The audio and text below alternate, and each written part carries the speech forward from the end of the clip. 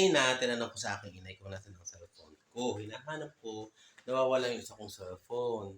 Pero ngayon alam ko na kung saan ko kukuhanin. Kung hindi pa ako maghuhugas, hindi ko makikita. Okay, wait lang. Kanina ko pa hinahanap. Nay, ang cellphone ko. Cellphone ko. Cellphone? Ang cellphone ko na, saan nyo nilagay?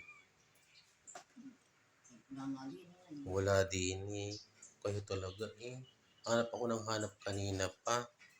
Andun lang pala. Talaga namang aking mother. Wait lang. Ayun no. Kung hindi pa ako naghugas, kasi kapahugas ko lang. Ngayon, kung hindi pa ako naghugas, hindi ko makikita. Talaga naman po, mother. Oo. Kasi hinahanap ko kanina pa kasi hindi ko nabasa. Basahan na. Kasi charge ko. Nay, oh, tingnan kaya naman. Basa. Ay, naku po, Nay. Bakit nalagay basahan yan? Diyan ilalagay. Talaga naman po eh. Oh, ang yan ng puti at baka saan nyo na naman malagay. Hanapin ko na. Oh, ang tsinelas. Talaga. Baka ba yung tsinelas? Isusuot nyo na. Ikapaan nyo. Suotin nyo. Suotin nyo. Suotin nyo. Ano yung tago niya sa ilalim? Aray ko po. Manununtok pa kayo. Ba't kinalas kayo? Ito, hindi makita chinas. Ito nga. Oh, suotin nyo. Kayo kayong makara. Ba't ka kayo karang-kara?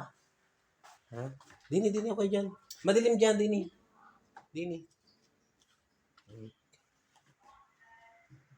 Nilagay niyo din yung unan. Talaga po naman. Talaga naman po. Ano ba? Sa po ko kanina ko pa hinahanap eh. Tinagutago nyo pala.